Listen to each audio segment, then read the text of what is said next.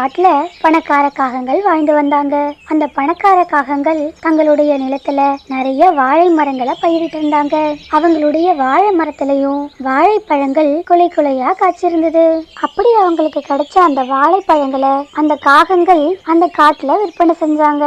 அதன் மூலம் அந்த காகங்கள் நிறைய லாபமும் அடைஞ்சாங்க. அதே காட்டுலதான் சுஜின்ற ஒரு ஏழை குருவியும் வாழ்ந்து வந்தது. சுஜியும் தாங்கிட்ட இருந்த நிலத்துல வாழை தோட்டம் தான் வச்சிருந்தது. ஆனா சுஜியினுடைய வாழை தோட்டத்துல அப்போதைக்கு எந்த பழங்களும் இல்லை.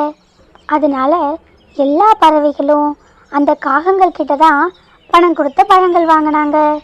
இதனால அந்த காகங்களுக்கு ரெட்டிப்பான லாபம் கிடைச்சது. காகங்களும் ரொம்ப சந்தோஷமா வாழ்ந்தாங்க. கொஞ்ச நாட்கள் இப்படியே போணுச்சு. கொஞ்ச நாட்களுக்கு அப்புறம் சுஜியினுடைய வாழை மரங்களும் பழங்கள் கொடுக்க ஆரம்பிச்சது. சுஜியும் அந்த பழங்களை எடுத்துட்டு போய் சந்தையில் விற்பனை செஞ்சது. சுஜியினுடைய பழங்கள் ரொம்பவும் ருசியாக இருந்ததால் அந்த காட்டில் இருந்த நிறைய பேர் சுஜி கிட்ட பழங்கள் வாங்க ஆரம்பித்தாங்க. அதனால காகங்களுடைய வியாபாரம் பாதிப்படைய ஆரம்பிச்சது. காலு, நேற்று பேஞ்ச மழையில் இன்னைக்கு முளைச்ச காளான் அந்த சுஜி அவளுடைய வாழைப்பழங்களை விற்பனை செய்கிறதால நம்முடைய வாழைப்பழங்களை யாரும் வாங்க மாட்டேங்கிறாங்க. இவ்வளவு நாட்களாக அந்த சுஜியினுடைய தோட்டத்தில் எந்த வாழைப்பழங்களும் இல்லைன்னு ரொம்ப சந்தோஷப்பட்டோம். ஆனால் இப்போது எல்லாம் நாஸ்தி ஆயிடுச்சு. இனிமேல் நம்மளால் ஒன்றும் பண்ண முடியாது. இனிமேல் அந்த சுஜியோட ராஜ்யம்தான் கொடி கட்டி பறக்கும். இனிமேல் நாம் என்னதான் வியாபாரம் செஞ்சாலும் அதனால நமக்கு எந்த பயனும் கிடைக்க போறதில்ல. யாரு சொன்னா? என்கிட்ட அதுக்கு ஒரு நல்ல ஐடியா இருக்கு. இனி ஜென்மத்துக்கும் அந்த சுஜி வாழைப்பழங்களை விற்பனை செய்ய மாட்டா. அதுக்கு நான் என்ன செய்யறேன்னு பாரு அப்படின்னு சொன்ன அந்த காலுக்காகவும் தன்னுடைய வீட்டுக்கு ஒரு வியாபாரியை வரவழைச்சது. ஐயா வணக்கம், சொல்லுங்க, நான் உங்களுக்கு என்ன செய்யணும்? எதுக்காக என்ன வீட்டுக்கு வர சொல்லியிருந்தீங்க? வணக்கம் வியாபாரி, எனக்கு ஒரு சின்ன காரியம் ஆகணும்.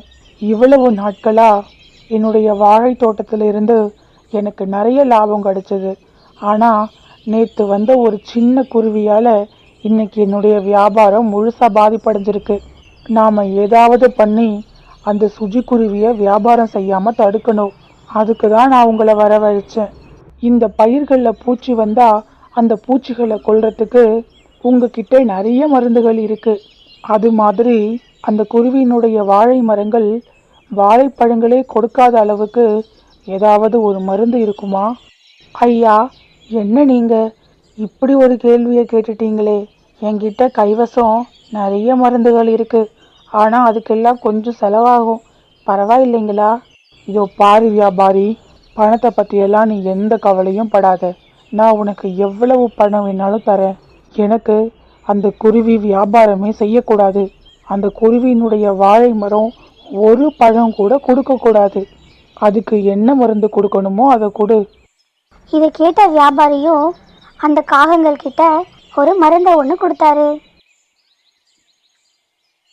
அந்த காகங்களும் அந்த வியாபாரிக்கு நிறைய பணத்தை கொடுத்தாங்க. அன்னைக்கு இரவு நேரம் வந்ததும் இதுக்காகவே காத்திருந்த அந்த காகங்கள் சுஜியினுடைய வாழை தோட்டத்துக்கு போனாங்க. அப்புறம் அவங்க வச்சிருந்த அந்த மருந்தை அந்த வாழை மரங்கள் மேலே தெளிச்சாங்க. அப்படி அந்த நாள் முடிஞ்சுது. இப்படியே சில நாட்கள் போணுச்சு. சில நாட்களுக்கு அப்புறம் சுஜியினுடைய வாழை மரங்கள் எந்த பழங்களையுமே கொடுக்கல. இதனால சுஜி ரொம்ப கஷ்டப்பட ஆரம்பிச்சது. கடவுளே, எனக்கு ரொம்ப பசிக்குது, ஆனால் சாப்பிடக்கூட என்கிட்ட எதுவும் இல்லை. நான் ரொம்ப வறுமையில் கஷ்டப்படுறேன். இத்தனை நாட்களாக நான் என்னுடைய வாழைப்பழங்களை வச்சு தான் வாழ்க்கையே நடத்திட்டு வந்தேன். ஆனால் இப்போது திடீர்னு என்னுடைய வாழை மரங்கள் பழங்கள் கொடுக்கறத நிறுத்திடுச்சு. இப்போ நான் என்ன செய்கிறது? அப்படி சுஜி யோசிச்சுட்டு இருக்கும்போது தான் சுஜிக்கு ஒரு நல்ல யோசனை வந்தது. அப்புறம் சுஜி தன்னுடைய மரத்தில் இருந்து நிறைய வாழை இலைகளை பறிச்சது. அப்புறம் அந்த இலைகள்ல இருந்து நிறைய சாறு பிழிஞ்சி அதில் இருந்து வாழை இலை அல்வா தயாரிக்க ஆரம்பிச்சது.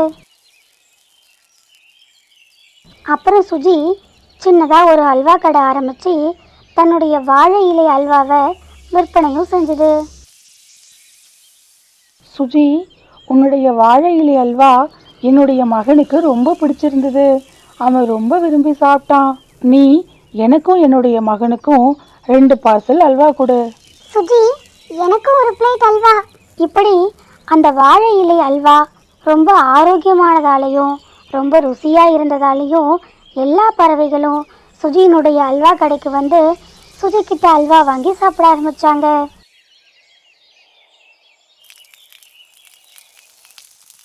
இதனால யாருமே வாழைப்பழங்கள் சாப்பிட்றத விரும்புறதில்ல.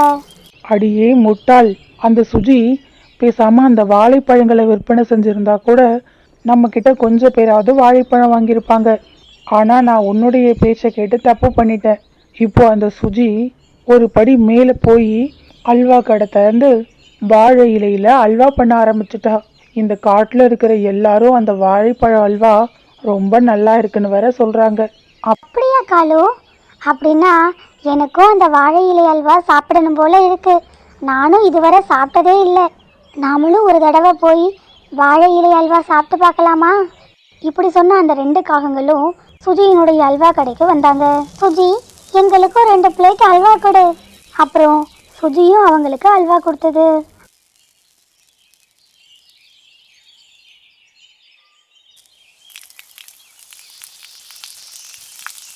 இந்த அல்வாவை சாப்பிட்ட அந்த காகங்கள், ஆஹா, என்ன ருசி, என்ன ருசி, இப்படி ஒரு அல்வாவை சாப்பிட்டதே இல்லை.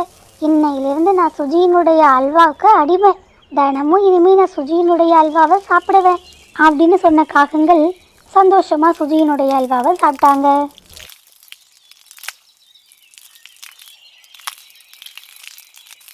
மறுபுறத்தில் சுஜியும் அந்த கடையிலிருந்து நிறைய லாபம் எடுத்து சந்தோஷமா வாழ ஆரம்பிச்சது.